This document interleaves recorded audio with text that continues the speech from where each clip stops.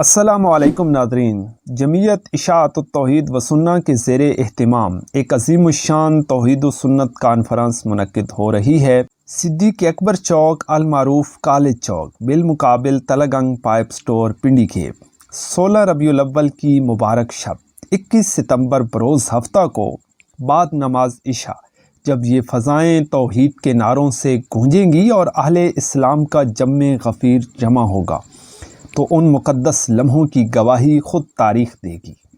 حضرت مولانا عبداللہ صاحب کی زیر سرپرستی اس بابرکت محفل میں نعت خواں اسد شہزاد توحیدی اپنی مسحور کن آواز میں نبی مکرم صلی اللہ علیہ وسلم کی ثناخوانی سے دلوں کو گرمائیں گے۔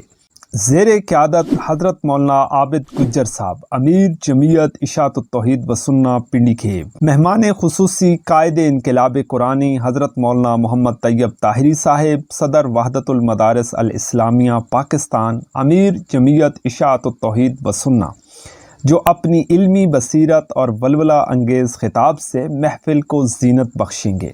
مفکر اسلام حضرت مولانا علامہ عصمت اللہ ملتانی صاحب نائب امیر پنجاب جمعیت اشاعت التوحید و سنہ، جن کی باتیں سننے سے دل و دماغ ایمان کی روشنی سے منور ہو جائیں گے۔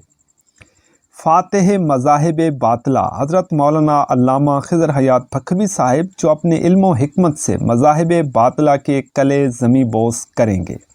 یہ وہ ہستیاں ہیں جو دین اسلام کے علمبردار ہیں اور اپنے فصیح و بلیغ کلام سے باطل کے جھوٹے نقاب اتارتے ہیں۔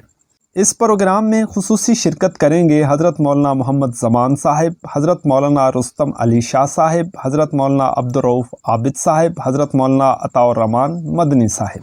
ان عظیم علماء کرام کے علاوہ کئی اور مشائخ اعظام، نعت خواں حضرات، شعراء اور اہل علم حضرات بھی اس محفل کو رونق بخشیں گے۔ اس توحید و سنت کانفرنس کا بنیادی مقصد اسلام کے پیغام کو عام کرنا، توحید کی روشنی کو پھیلانا اور سنت رسول صلی اللہ علیہ وسلم کی سچی اتباع کا درس دینا ہے۔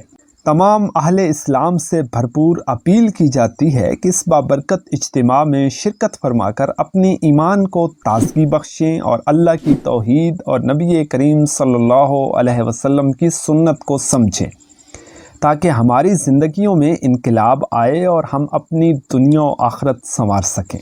یہ وہ محفل ہوگی جہاں علم، حکمت اور محبت رسول صلی اللہ علیہ وسلم کے موتی بکھیرے جائیں گے۔ آپ سب سے پرزور اپیل ہے کہ اس عظیم اجتماع کا حصہ بنیں اور اپنی ایمان کو تقویت دیں۔ دیکھتے رہیں شجر ٹی وی۔ مجھے دیجیے گا اجازت، دعاؤں میں یاد رکھیے گا۔ اللہ نگہبان۔